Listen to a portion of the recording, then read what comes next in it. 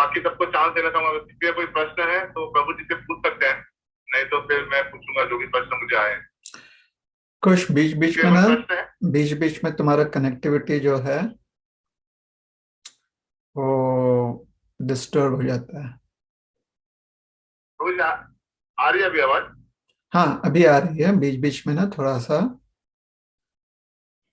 Offline हो जाता है। ठीक तो जब ऐसा है, नहीं होगा तो हम लोग तो बता रहने देंगे। के लिए। ठीक है। ठीक ठीक ठीक है प्रभु, थैंक यू सो मच। किसी का कोई प्रश्न है प्रभु जी के लिए?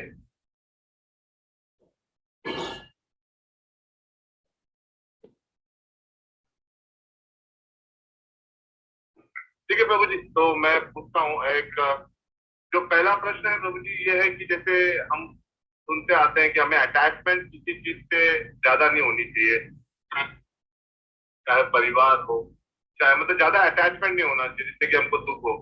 तो ये डिवोटीज के केस में भी है प्रभु जी, जैसे मैं अगर किसी डिवोटी से ज्यादा अटैच, कोई मेरे फ्रेंड है या कोई मेरे शिक्षा गुरु है जिससे मैं ज्यादा अटैच हूँ, तो ये अटैचमेंट सही है? एज ए डिवोटी डिवोटी से अटैचमेंट सही है प्रभु जी, या इसको भी कम करना चाहिए? जब भी अटैचमेंट की बात होती है, आसक्ति की बात होती है, वो उसका संदर्भ ये होता है कि ऐसी आसक्ति की वजह से मन जो है वो अज्ञान में, मन जो है अज्ञान में पड़ जाता है। तो उस प्रकार की आसक्ति की चर्चा की जा रही है। उदाहरण के लिए जब भगवत गीता में अर्जुन जी जो है अपनी आसक्तियों का वर्णन करते हैं, तो वह अपने जो भी परिवारजन हैं और अपने गुरुजन हैं उनका वर्णन करते हैं कि सामने हमारे भीष्म देव हैं और सामने जो हैं द्रोणाचार्य जी हैं और बाकी हमारे सारे रिश्तेदार हैं। तो उनके साथ हम युद्ध कैसे करें, या उनके साथ जो हमारा संबंध है, उस संबंध के कारण हम अपना कर्तव्य पालन कैसे करें। हमें तो लगता है कि शायद संबंध ज्यादा श्रेष्ठ होता है, कर्तव्य जो है वो अ, उससे गौण होता है, उससे कम होता है, उससे इंफीरियर है। तो अर्जुन जी ऐसे ही पूछ रहे थे ना, पैराफ्रेज कर रहे हैं हम। तो भगवान कृष्ण ने उन्हें समझाया कि देखो, आज जो आपके जो भी संबंध हैं वो आने वाले दिनों में शायद रहे ना रहे, और उसके अनेक कारण होते हैं। किंतु आपका जो कर्तव्य है, जो आपके जो कर्म करने की क्षमता है, वो हमेशा आपके साथ रहेगी। इसलिए आप अपने कर्म पर ज्यादा ध्यान दीजिए, और जहां जहां आपके संबंध आपको कर्म करने में आपको फैसिलिटेट कर रहे हैं, आपके संबंध है आपका मदद कर रहे हैं, तो फिर कर्म में ध्यान देना या कर्म करना आसान हो जाता है। और जहां पर भी ऐसे संबंध जो हैं वो आपको थोड़ा सा आपका मन भटका देते हैं, या इन संबंधों की वजह से आपका अपने कर्तव्य के प्रति जो आपकी दृष्टिकोण होनी चाहिए, जो ये जो क्लैरिटी आपके पास होना चाहिए, वो नहीं रह जाता है, तो फिर आप अपना कर्म नहीं कर पाओगे। आप अपना उत्तरदायित्व जो है, आपकी ड्यूटी जो है, आपका कर्तव्य जो है, वो नहीं कर पाओगे। तो इस संदर्भ में आसक्ति की बात की गई है। लेकिन अगर लोग जो हैं इस संदर्भ को भूलकर खाली मात्रा आसक्ति पर ध्यान देंगे, तो उससे समस्याएं होंगी। उससे जो है अम, अनावश्यक प्रश्न जो है या अनावश्यक चीजों पर ध्यान जाएगा। तो भगवान स्पष्ट कहते हैं कि आप अपने कर्तव्य पर ज्यादा ध्यान दो, और उस कर्तव्य पालन में अगर कुछ आवश्यकता पड़े, संबंधों का आवश्यकता, अर्थात वो आपके कर्तव्य करने में फैसिलिटेट कर रहे हैं, तो फिर उनके ऊपर ध्यान देना उचित है। और फैसिलिटेट नहीं कर रहे हैं और उनकी वजह से आप अपने कर्म के प्रति आपकी क्लैरिटी नहीं है, तो कर्म के विषय में आपने ज्यादा ध्यान देना है, और फिर सब कुछ अपने आप स्पष्ट हो जाएगा। तो अनासक्ति के बाद इस संदर्भ में किया गया, so we should try and understand. ठीक है।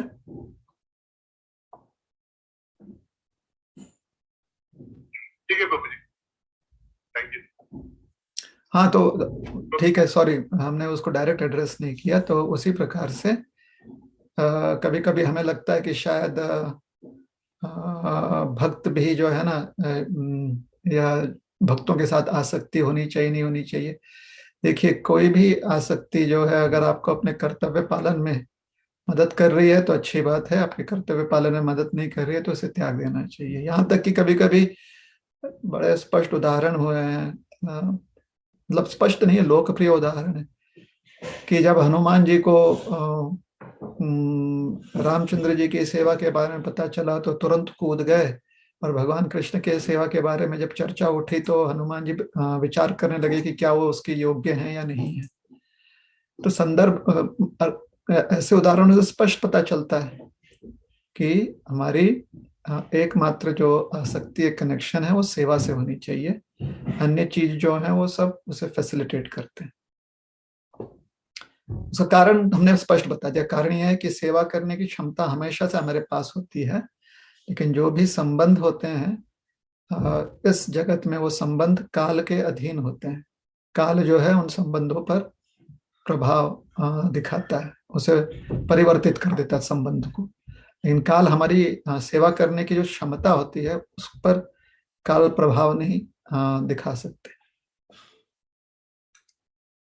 या समय का कोई उसके ऊपर असर नहीं होता। Time does not affect our potential to do service, but time does affect every other situation in life.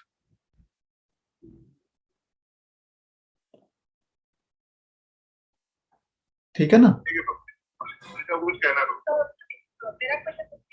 एक मिनट, एक मिनट, एक मिनट, एक मिनट, एक मिनट, एक मिनट, थोड़ा सा एक तो स्पीकर से दूर हो ना, क्योंकि ड्राइव कर रहे हो तो थोड़ा जोर से बोलना पड़ेगा, और कनेक्टिविटी भी थोड़ा सा ऊपर नीचे हो रहा है, तो ब्रेक हो रहा है वॉइस, तो धीरे धीरे बोलो। हरे कृष्णा हरे कृष्णा प्रभु जी, आवाज आ रही है? हाँ, अभी आवाज आ रही है, बोलो। तो प्रभु जी, मेरा क्वेश्चन इससे रिलेटेड ये था कि जब हम डिवोटी एसोसिएट करते हैं तो जब उनसे अटैचमेंट होता है तब हमें सेवा भावना उत्पन्न होता है तब हमको तो पहले बोलने का मतलब यह है कि पहले तो आसक्ति होती है, फिर सेवा भाव आता है। पहले सेवा भाव नहीं आता है, ऐसे मतलब मुझे लगता है कि सेवा भाव से अटैचमेंट पहले आना मुश्किल है, अगर हमने उस पर्सन से अटैचमेंट हो। हाँ, लेकिन आप थोड़ी उनको डिवोटी के रूप में देखते हो ना, आप उनको एक बहुत अच्छे मिलनसार व्यक्ति के रूप में देखते हो। यहाँ पर बात हुई है डिवोटी से आसक्ति होना, अर्थात आप जानते हो कि वो भक्त हैं और फिर उसके बाद आसक्त हो गए। जो तुम संदर्भ दे रही हो उस संदर्भ में आप भक्ति कर नहीं रहे हो, लेकिन आप किसी को जानते हो जो बहुत मिलनसार व्यक्ति है, शायद ये भी जानते हो कि वो भक्ति करता है, तो आप जब उनके मिलनसार स्वभाव को देखते हो तो आप उस स्वभाव के कारण प्रभावित हो जाते हो, उनसे आसक्त होते हो, और फिर आपके मन में शायद, या उनकी प्रेरणा से वो आपको जो है कहते हैं कि सेवा करो, तो आप सेवा करने लगते हो। अब सेवा जब कर रहे हो, और सेवा में मन आपका जो है सेवा के प्रति आकृष्ट होना चाहिए। अब सेवा भी ऐसे नहीं है कि सेवा का एक ही स्वरूप होता है, जैसे हमने कहा सेवा करने की क्षमता हमेशा होती है हमारे पास। आज अगर हम दोनों हाथ का प्रयोग करके सेवा कर सकते हैं तो शायद आगे चलकर हम खाली हाथ जो है कमजोर हो जाएंगे, आंख कमजोर हो जाएंगे, लेकिन मुंह से तो हम भगवान की स्तुति तो कर ही सकते हैं ना, जिह्वा से। तो सेवा करने की क्षमता हमेशा रह जाती है।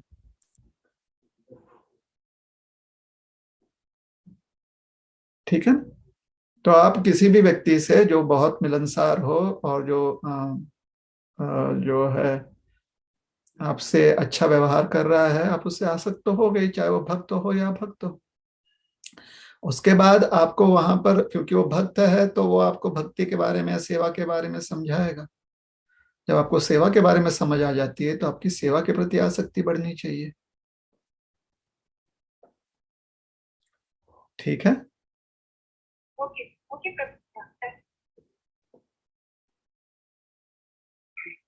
थैंक यू प्रभु जी। प्रभु जी, दूसरा दूसरा प्रश्न ये है, कैंटो सी चैप्टर 19 टेक्स्ट 25 में जब भगवान वाराह ने हिरण्याक्ष को थप्पड़ मारते हैं और उनका प्राण हर लेते हैं, तो उस श्लोक में बताया गया, ट्रांसलेशन में बताया गया, उसका कंपैरिजन किया गया इंद्रदेव और वृत्रा के बीच की लड़ाई का। प्रभु उसके पर कुछ बताएंगे, इंद्रदेव और वृत्रा के बीच? वो आगे भागवत में पूरा पूरा वो दृष्टांत है इंद्रदेव और वृत्रासुर का।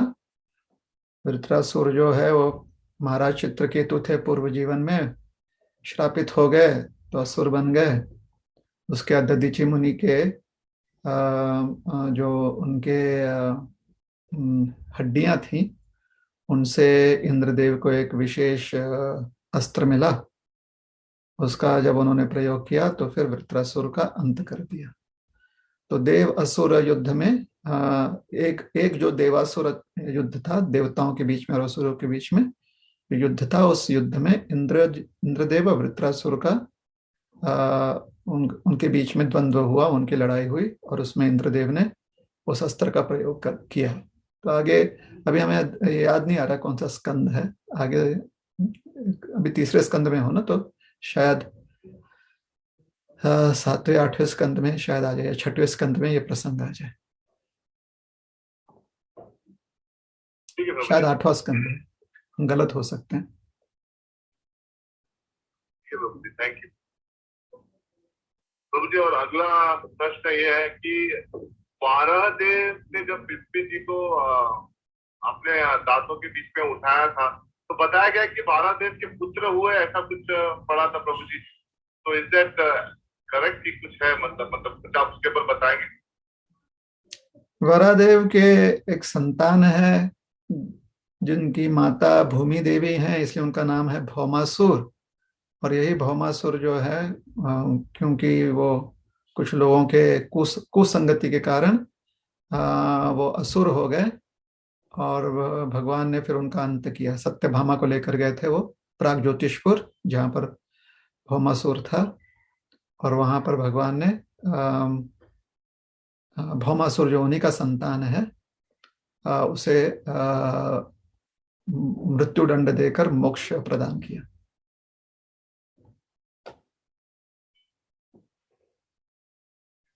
तो प्रभु जी, तो भौमासुर थे, उनका कोई पास्ट लाइफ का स्टोरी है? जैसे जय विजय को श्राप मिलता है कुमारा से, तो वो बन के आए हैं, मतलब हिरण्याक्ष और हिरण्याकाशी को।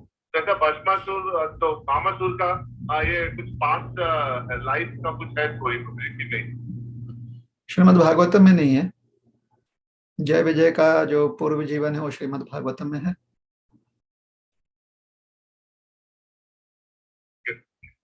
सबसे क्वेश्चन है कि वो वराह देव के पुत्र थे और की संतति खराब हो गई, और तो ये क्वेश्चन आया कि उसका पास्ट लाइफ ऐसा था क्या, जिसकी वजह से कि भगवान के पुत्र होने पर भी उसका जो स्वभाव था वो असली स्वभाव।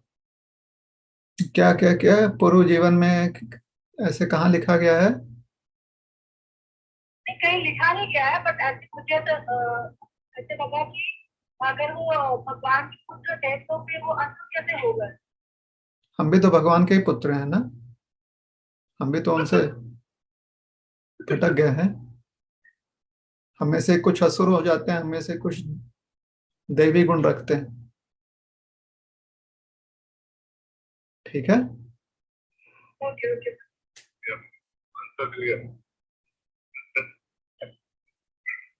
और प्रभु जी, और एक बार बार ये प्रश्न आता है, जैसे किसी से डिस्कस करो, सबसे बड़ा जो है ओनियन गार्लिक को लेके प्रभु जी है जो प्रश्न आता है, तो कहीं जितना भी हम बताते हैं जो भी है, लेकिन कहीं ऐसा कुछ प्रमाण दिया हुआ है क्या प्रभु जी? हाँ, हमारे जो परंपरा है, गौड़ीय वैष्णव परंपरा, तो हमारे जितने भी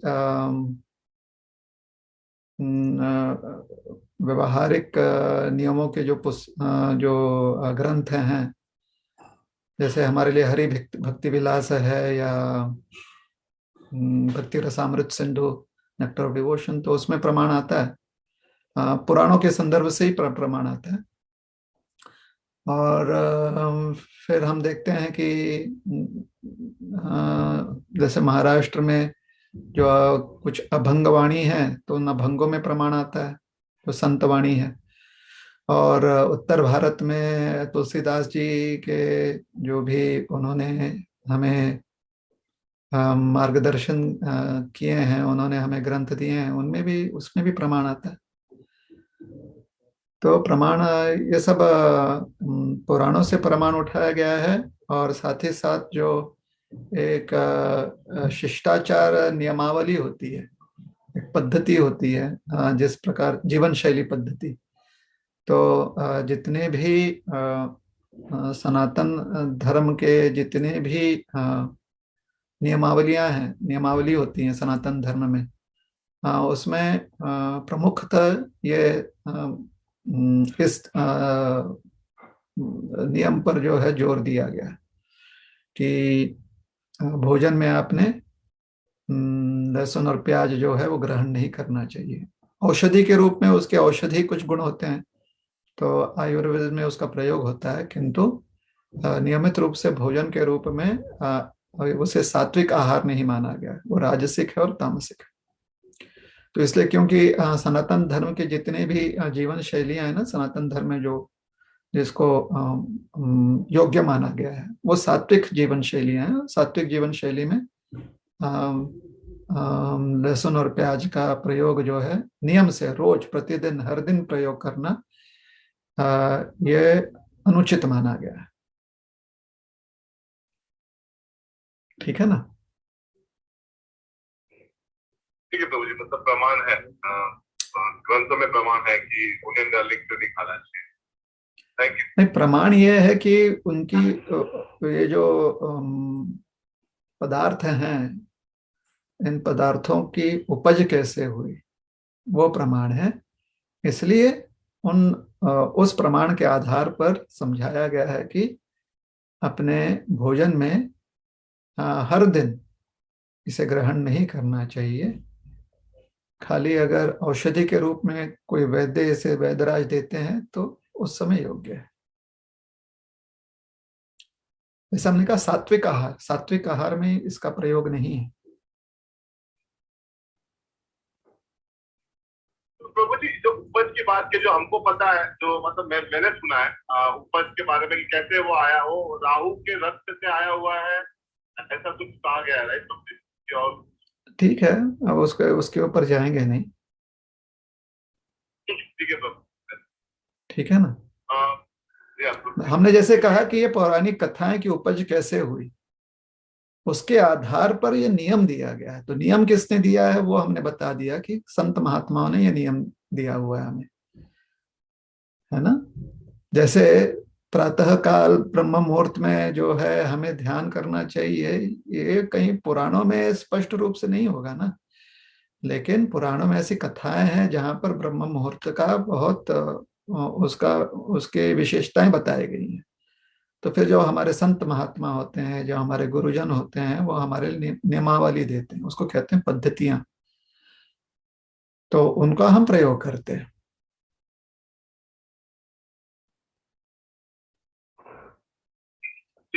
ठीक है।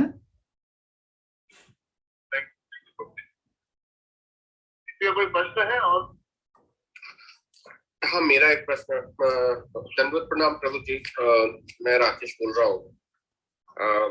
हम प्रभु जी रहने वाले हैं नॉर्थ इंडिया, पटना के। हमने शुरू से देखा है कि हम जब मंदिर जाते हैं या कहीं भी भगवान का प्रतिमा होता है, तो हम उनका प्रतिमा अगर फेसिंग टुवर्ड्स ईस्ट है तो हम उनके सामने झुक के, जैसे हाथ जोड़ के या सर झुका के या दंडवत करके प्रणाम करते हैं, आशीर्वाद लेते हैं। लेकिन हम अगर यहाँ अमेरिका में देखते हैं या फिर साउथ पार्ट में जो टेम्पल, तो भगवान के प्रतिमा के सामने वो लोग नहीं प्रणाम करते। वो अगर प्रतिमा फेसिंग टुवर्ड्स ईस्ट है तो वो फेसिंग टुवर्ड्स या तो नॉर्थ होके प्रणाम करेंगे या साउथ होके प्रणाम करेंगे। हम अमेरिका में भी देखते हैं, यहाँ पर भी टेम्पल में, इस्कॉन में वो लोग सामने नहीं प्रणाम करते हैं। वो भगवान का प्रतिमा अगर फेसिंग टुवर्ड्स ईस्ट है तो वो नॉर्थ की तरफ फेस करके तब प्रणाम करेंगे। तो हम कंफ्यूज हो जाते हैं कि भगवान का प्रतिमा सामने है तो उधर क्यों प्रणाम कर रहे हैं। जब भी प्रणाम करने के अलग अलग मुद्राएं होती हैं, कुछ ऐसे मुद्राएं होती हैं कि खाली आप भगवान के सामने खड़े होकर हाथ दोनों आपके जो अंजलियां हैं उनको जोड़कर आप भगवान को प्रणाम कीजिए। कुछ ऐसे होते हैं जहां पर आप झुक कर प्रणाम करते हैं। तो बहुत सारे मंदिरों में ना ऐसा होता है कि ठीक भगवान के जो जहां पर भी विष्णु मूर्ति है, अर्थात जहां पर भगवान श्री नारायण है, कृष्ण है, तो अक्सर इन मंदिरों में और शिवालय में भी ऐसे ही देखा गया है। जो शिवालय होता है वहां पर भी श्री भगवान का वाहन हमेशा उनके सामने ही वाहन को रखते हैं। तो जो वैष्णव मंदिर होते हैं जहाँ पर विष्णु मूर्तियां हैं, मतलब भगवान कृष्ण और अन्य जो अवतार हैं उनके जब प्रतिमाएं होती हैं तो सामने अक्सर गरुड़ देव होते हैं वाहन के रूप में। एक तो क्योंकि वो भगवान के वाहन है तो कहीं पर भी जाना है तो भगवान उन पर सवारी करते हैं।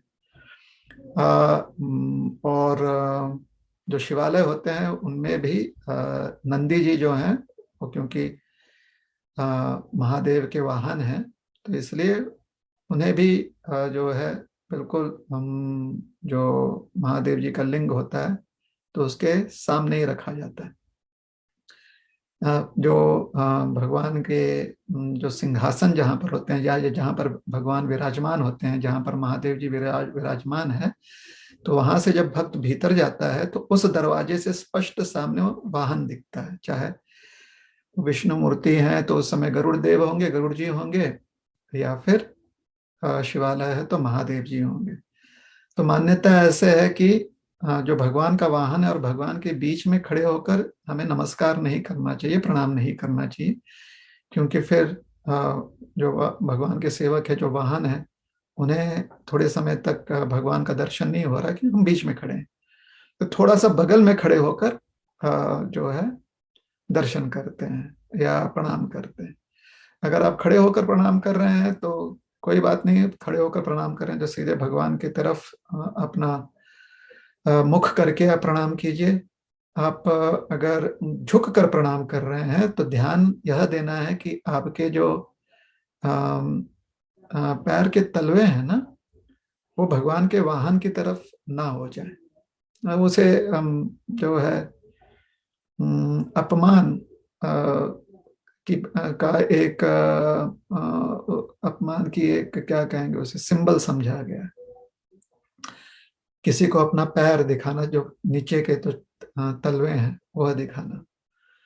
तो इसलिए बहुत सारे मंदिर में या तो आप गरुड़ जी के पीछे से ही भगवान को प्रणाम कर लेते हो, शिवालय में भी जब आप जाते हो तो नंदी जी के पास से ही आप महादेव जी को प्रणाम करते हो। और अगर आप भीतर जाके प्रणाम कर रहे हो तो अगर आपका ध्यान नहीं है तो अक्सर लोग, जो जानकार लोग होते हैं, वो समझाएंगे कि अरे पैर जो है उनकी तरफ मत करो। तो उस समय व्यक्ति समझ जाता है कि थोड़ा सा तिरछा होकर झुककर प्रणाम करना पड़ता है। तो यह कारण है कि सामने से जो है अपना मुख सीधा भगवान के तरफ ना रखते हुए जब व्यक्ति प्रणाम करता है तो उस समय वो झुक कर प्रणाम कर रहा है, या तो पंचांग रूप में प्रणाम कर रहा है या तो साष्टांग रूप में प्रणाम कर रहा है। तो आपके पैर जो हैं उसके तलवे खास करके वो किसी के तरफ नहीं दिखने चाहिए। ये सनातन धर्म की या सनातन संस्कृति में इसे जो है उचित नहीं माना गया कि आप अपना पैर किसी के तरफ उनके मुख की तरफ अपना पैर करें, इसे गलत माना गया। तो ये शिष्टाचार है। ठीक है, ठीक है प्रभु जी, धन्यवाद। हरे कृष्ण। थैंक यू प्रभु। और किसी का कोई प्रश्न है?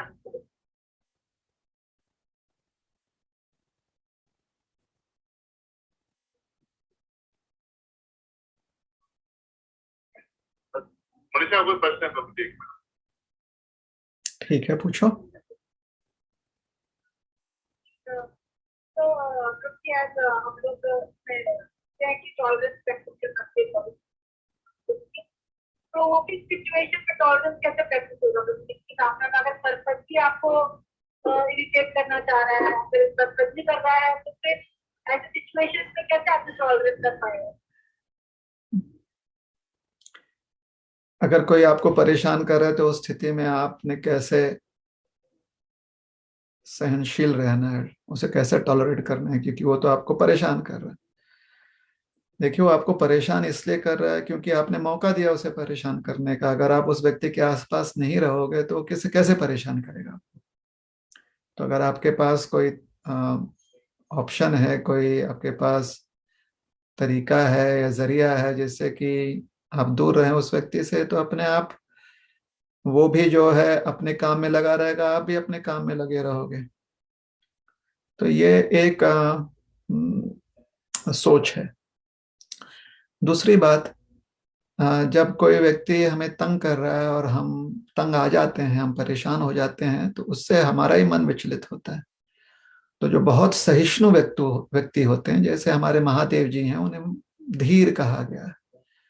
भगवान भी धीर हैं, महादेव जी धीर हैं, हनुमान जी धीर हैं, ये सब धीर पुरुष कहे गए। जब भी इनका उदाहरण दिया गया है तो बताया गया है कि अनेकों रूप से उनको परेशान करने का प्रयास किया गया, किंतु वो अपने ध्यान में एकदम मग्न रहे।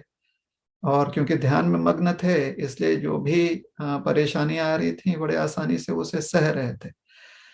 तो एक ऑप्शन यह है कि किसी को हमें जो है मौका नहीं देना चाहिए, उन्हें संधि नहीं देनी चाहिए कि वो हमें परेशान कर पाए। और अगर अकस्मात हम ऐसे परिस्थिति में जहां पर हमें बाद में पता चलता है कि ओ, अब तो ये सामने वाला व्यक्ति हमें परेशान करेगा क्योंकि हम उसके साथ ही हैं, तो उस समय हमें प्रयास करना चाहिए कि वहां से हम दूर चले जाएं। हाँ, अगर वो वह व्यक्ति जो है आक्रांता है, अर्थात आपके ऊपर कुछ आक्रमण करने वाला है, तो उस समय आप जो है अपनी रक्षा जरूर कीजिए। किंतु अगर वैचारिक दृष्टिकोण से वह व्यक्ति आपको परेशान कर रहा है और आप उसमें नहीं पड़ना चाहते हैं, तो आप जो है अपने काम में लगे रहिए, है ना। जैसे कि रूप और सनातन गोस्वामी का एक उदाहरण आता है। तुम लोग जानते हो रूप जो सनातन गोस्वामी की कथा, इसलिए बता रहे हैं कि कोई आया वहां पर, एक जो है ज्ञानी व्यक्ति, बड़ा विद्वान व्यक्ति आया, और विद्वत्ता थी बहुत, इसलिए थोड़ा अहंकार भी था। अहंकार के कारण उसने रूप और सनातन गोस्वामी से कहा कि आप हमारे साथ वाद कीजिए, डिबेट कीजिए। रूप सनातन गोस्वामी ने कहा कि नहीं नहीं, हमें वाद नहीं करना है। उन्होंने कहा कि अगर आप वाद नहीं करना चाहते हैं तो आप हमें प्रमाण पत्र दे दीजिए कि आप जो हैं हमसे हार चुके हैं डिबेट में। तो रूप गोस्वामी ने तुरंत दे दिया प्रमाण पत्र, क्योंकि उन्हें किसी प्रकार की डिबेट नहीं करनी थी। तो उनकी वैसी अवस्था है। रूप गोस्वामी जो है वो ऐसे अवस्था में थे जहां पर वो समझ गए कि व्यवहारिक जितने भी मान सम्मान की बातें हैं या व्यवहारिक जितने भी सुख सुविधाएं की बातें हैं, उसमें उनकी रुचि नहीं थी। कारण वो भगवान के लीला स्मरण में पूरी तरह से मग्न थे। हाँ, तो वैसे हुआ। किंतु जब जीव गोस्वामी के सामने यही प्रसंग आया तो जीव गोस्वामी ने कहा कि हम भी प्रमाण पत्र दे देते हैं। लेकिन जब जीव गोस्वामी ने सुना कि वो कह रहा था कि हाँ, तुम्हारे गुरु ने भी दे दिया तो तुम भी तो ऐसे ही हो गए, तुम्हें भी थोड़ी कुछ आता जाता होगा। तब जब यह बात हुई कि वो कहा कि तुम्हारे गुरु भी जो है अज्ञानी है, तो जीव गोस्वामी ने कहा ठीक है, हमारे गुरु तो अज्ञानी नहीं है, और क्योंकि आपको लगता है कि वो अज्ञानी है और उन्होंने हमें कुछ सिखाया नहीं है, तो फिर हम आपके साथ वाद करते हैं। और जीव गोस्वामी ने उन्हें हरा दिया। रूप नारायण था उस व्यक्ति का नाम। तो जीव गोस्वामी ने उन्हें हरा दिया। फिर रूप गोस्वामी ने जीव गोस्वामी को समझाया कि आपको इस प्रकार से नहीं करना चाहिए था। तो होते हैं, जीव गोस्वामी जो है वो तैयार थे प्रमाण पत्र देने के लिए, लेकिन फिर इस व्यक्ति ने उन्हें उकसाया। तो जीव गोस्वामी ने देखा कि ये जो है आक्रांता है, ये रूप गोस्वामी के प्रति जो है दुर जो है गलत शब्द कह रहा है। तो उस समय जीव गोस्वामी ने जो है अपनी प्रतिक्रिया दी, अगर वह व्यक्ति थोड़ा बुद्धिमान होता, जीव गोस्वामी को उकसाता नहीं, तो उसके पास जीव गोस्वामी का भी प्रमाण पत्र मिल जाता और अपने रास्ते निकल जाता, अगर उसको वही चाहिए था तो। किंतु उसमें अहंकार भरा हुआ था, तो वो जो है उकसाने लगा। तो अगर सामने वाला व्यक्ति जानता है कि किस बात से आपको उकसाया जा सकता है, तो फिर वो आपको उकसाएगा और आप जो है परेशान हो जाएंगे। इसलिए ऐसी परिस्थिति में नहीं रहना चाहिए। रूप गोस्वामी को वो नहीं उकसा पाया ना, रूप गोस्वामी को कुछ नहीं कह पाया कि तुम, आपके गुरु भी जो हैं ऐसे ही थे इसलिए आप ऐसे हो, नहीं कह पाया। जीव गोस्वामी से कह पाया वो। तो जीव गोस्वामी को उकसाने के लिए उनके पास कारण था, रूप गोस्वामी को उकसाने के लिए कोई कारण नहीं था। तो हमारे पास, हमारी भी अवस्था ऐसे होनी चाहिए। हमारी अवस्था जीव गोस्वामी की जैसे नहीं होनी चाहिए, हमारी अवस्था होनी चाहिए रूप गोस्वामी की तरह, ताकि किसी के पास कोई कारण ही ना हो कि वो हमें उकसा सके। ठीक है ना।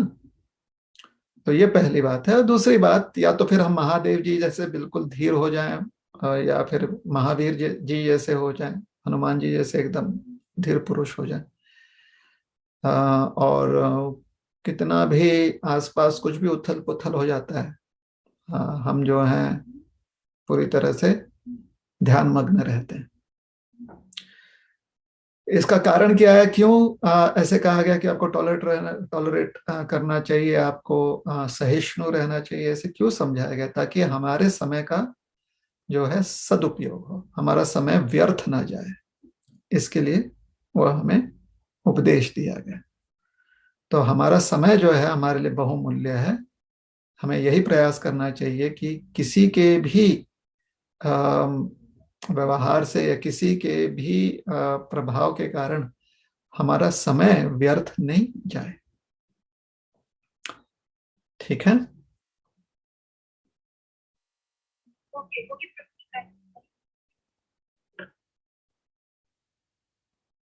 और किसी का कोई प्रश्न है?